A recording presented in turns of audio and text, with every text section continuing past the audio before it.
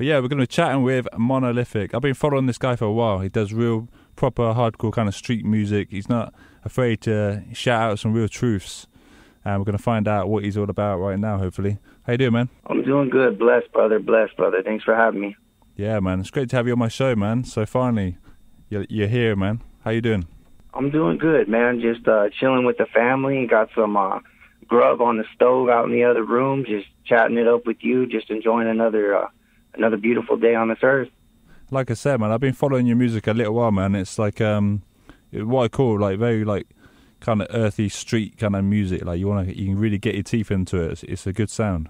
I appreciate that. I got to give, as always, all the credit to God that He's just used the experiences I've gone through and the things that have gone on in my life to be able to express it in a way that glorifies Him and spreads truth. Yeah, man. I think that's the real thing to do, isn't it? Really keep it real, and got to. Yeah, rolling like that is the best way to do it. But yeah, man, tell us a bit about how you got into the scene, like how you got started. I actually started out as a secular artist, and the whole reason I even started doing music is everybody told me I couldn't, and the gift just didn't flourish. It didn't go anywhere, and in 2015, July 26th, I gave my life to Christ, and it's just been growth ever since then.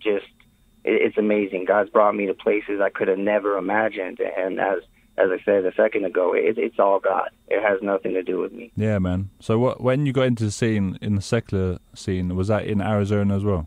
Yes, sir. Absolutely, brother. And when you were living that kind of life before, was it just straight music, or like, is it, what was your life before, like, before you came to Christ? Was it in normal life, like you were working a job kind of thing and everything was cool? No, actually, up until my 30s, when I gave my life to Christ, I was a fiend and a dope dealer, man. I ran amok in the streets, was in and out of mental institutions and jail, and just always running from the law and causing trouble.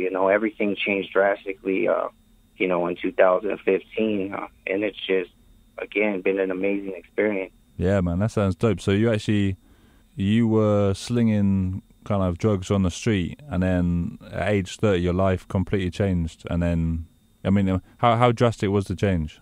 180 degrees. I sobered up. My family, me, my wife, my kids reconciled. We moved back in together. We had been separated for a few years because I wasn't willing to give up the lifestyle.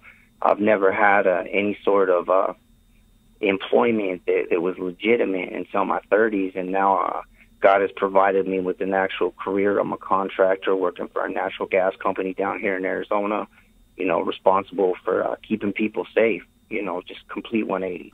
Yeah, man. So what happened then with the music? Were you in the secular scene? Like, how far did you get with the music compared to what you're doing now, kind of thing? What's the contrast? Oh, this was a gift meant to be used to glorify God. My music went nowhere. I spent most of the time actually partying more than making music. I wasn't doing shows. I wasn't performing or doing any outreach or anything with it. It's all since 2015 is when I became dedicated to Christ and dedicated to music. Yeah, man, that's a cool thing, man. So when you're giving your life to Christ and you started the new life, and what's your plan for now then with the music? I just keep my mind and my heart open to wherever God wants it to go. I've been a part of some different ministries and music groups, and it's just, I've really realized that it's God's plan. All I can do is stay in the lane that He's put me in, and wherever He takes that, I'm going to roll with it.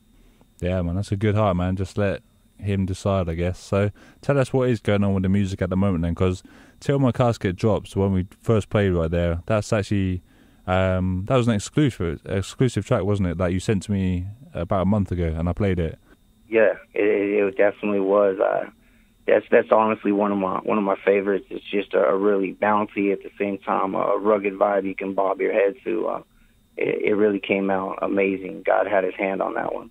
Yeah, man. So what are you doing with your music now then? Is it have you got like a plan for, obviously you said like you're leading with God's counsel, but like is there some kind of plan or something to it? Like are you thinking like a single EP, or is it just what have you got coming up this year? I am going to be starting on an actual, just probably an EP, 8 tracks. A lot of what I do, I release for free.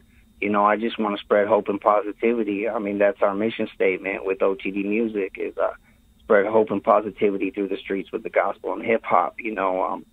As far as the plan or agenda with it, we do outreaches at the local drug rehab. We do some stuff like that, and just try to build up the community we spend so much time tearing apart. And it's I don't have plans with it. It's maybe poor planning, but I'm really just keeping the utmost faith in God, and He'll put me where He wants me.